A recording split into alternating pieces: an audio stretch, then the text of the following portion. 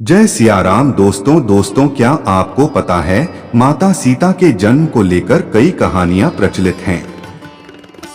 कोई कुछ कहानी सुनता है तो कोई कुछ। इसलिए साफ साफ कहना मुश्किल है कि सीता की माता कौन थी। माता सीता के जन्म से जुड़ी हम ऐसी ही एक प्रचलित कहानी सुना रहे हैं।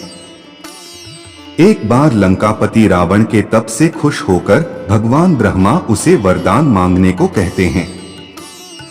रावण उनसे अमर होने का वरदान मांगता है।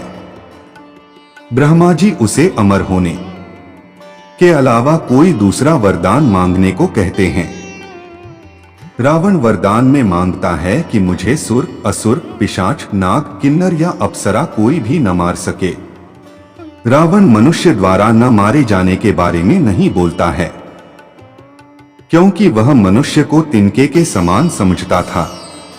वरदान पाने के बाद रावण हर तरफ तबाही मचाना शुरू कर देता है। एक दिन वह दंडकारण्य नामक जगह पहुंचता है, जहां ऋषिमुनियों का निवास था। रावण को ऋषिमुनियों को डोट मारना उचित नहीं लगा, लेकिन वो उन ऋषिमुनियों के रक्त को एक कमंडल में भरकर साथ ले जाता है। वह कमंडल गृत्समद ऋषि का था, जो पुत्री की लालसा में माता लक्ष्मी से प्रार्थना करते थे कि वह उनके घर पुत्री के रूप में जन्म लें।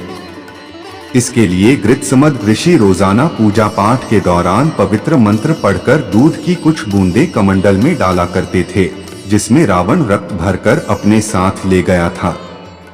रावण कमंडल को लंका ले गया और वह पहुंचकर कमंडल अपनी पत्नी मंदोदरी को देकर कहता है, यह विषैले रक्त से भरा है, इसे संभाल कर रखना और किसी को मत देना। कुछ दिन बाद विहार के लिए रावण किसी पर्वत पर चला जाता है।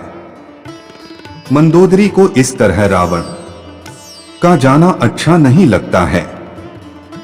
वो मृत्यु प्राप्त करने के लिए कमंडल में भरे विष का पान कर लेती है। कमंडल के रक्त को पीने के कुछ समय बाद मंदोदरी गर्भवती हो जाती है। गर्भवती होने के बाद मंदोदरी घबरा जाती है कि महल में मौजूद अन्य लोग उसके बारे में क्या सोचेंगे। फिर मंदोदरी तीर्थ यात्रा का नाम लेकर कुरुक्षेत्र चली जाती है। वहां मंदोदरी एक बच्ची को जन्म देती है, लेकिन लोकलाज के चलते वो उसे एक कलश में रखकर जमीन में दफना देती है। कुछ दिनों बाद राजा जनक भी कुरुक्षेत्र जाते हैं। जब वह जमीन में हल चलाते हैं तो उन्हें वहां कलश मिलता है, जिसमें मंदोदरी ने बच्ची को रखा था। बच्ची को कलश से निकालते ही आसमान से फूलों की वर्षा होने लगती है और साथ में आकाशवाणी भी होती है। आकाशवाणी में राजा जनक द्वारा उस कन्या के लालन पालन की बात कही जाती है। हल के सीट हल के आगे का नुकीला भाग से टकराने की वजह से कलश मिला था, इसलिए राजा जनक ने कन्या का नाम सीता रखा।